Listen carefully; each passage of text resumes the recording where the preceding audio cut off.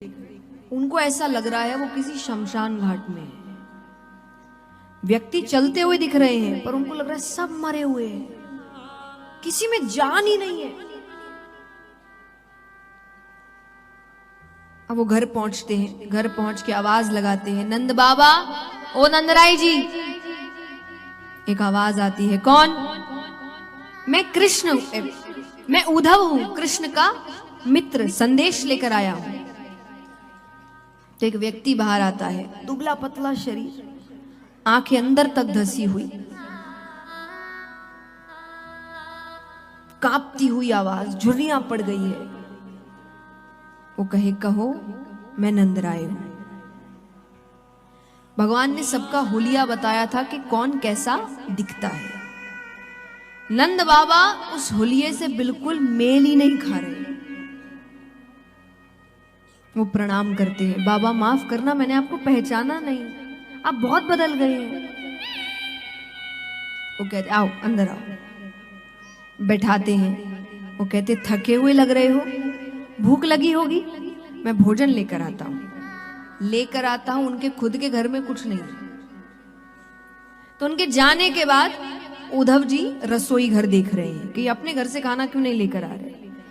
नंद बाबा के रसोई घर में जाले पड़े हुए हैं, यानी जब से कृष्ण गया इस घर में खाना ही नहीं बना।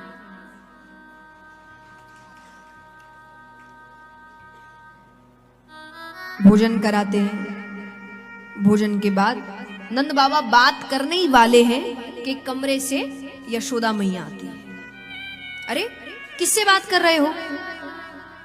दूर से देखती है। जैसा मैंने कहा, उद्धव जी को कोई दूर से देख ले तो एक बार के लिए क्या लगे, उनका तो हृदय ऊपर, वो जोर से चिल्लाए, कन्हैया तू आ गया।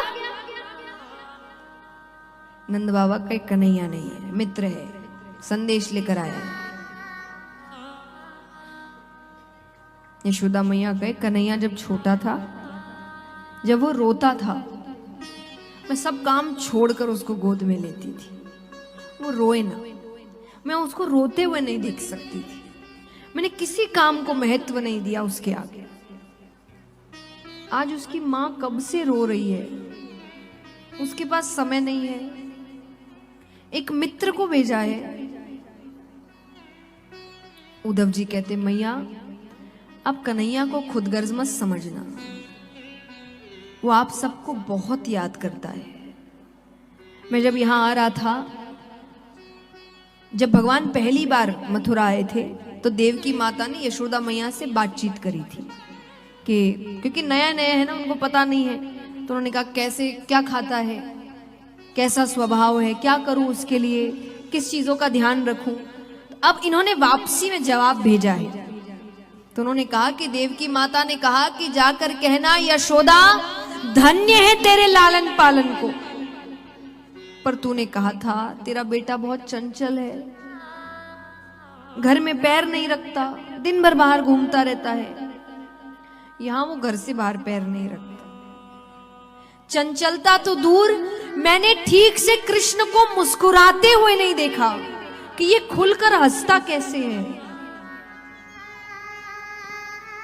तुमने कहा था तुम्हारा बेटा खाने पीने का बहुत शौकीन है, तुम 8 बार भोजन कराती हो उसको दिन में। यहां मैंने एक दिन उसके लिए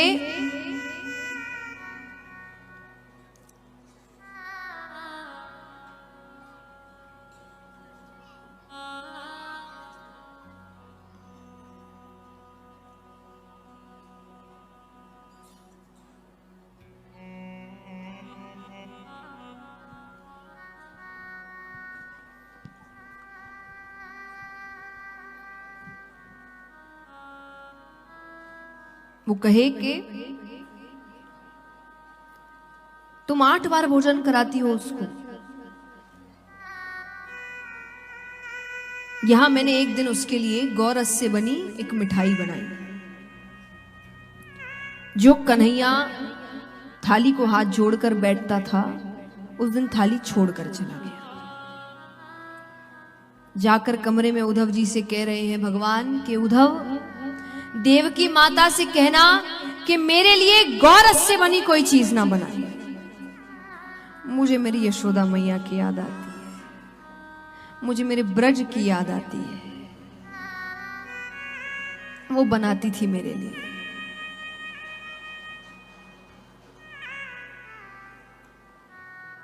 ठीक है, आप इधर देखिए, आइए।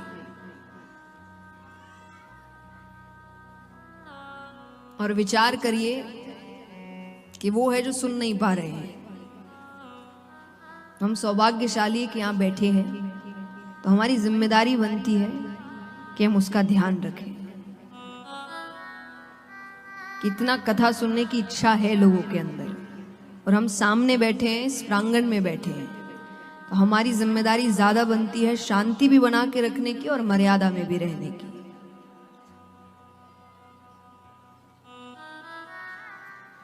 तो यहां पर यशोदा मैया, उद्धव जी बता रहे, वो इससे ज्यादा सुन ही नहीं पाई, बेहोश हो गई। नंद बाबा उनको उठाकर सुला देते हैं। नंद बाबा कहिए इतनी देर आराम करती है जब तक बेहोश रहती है, वरना ये पागलों की तरह पूरे ब्रज में घूम रही है, हर घर जाती है माफी मांगने। उद्धव जी कहे माफी क्यों मांगने? नंद बाबा कहे वो क्या है ना, हमारा बेटा थोड़ी चोरियां करता था, तो इसको आज भी लगता है वो किसी के घर चोरी करने गया था और उसने उसको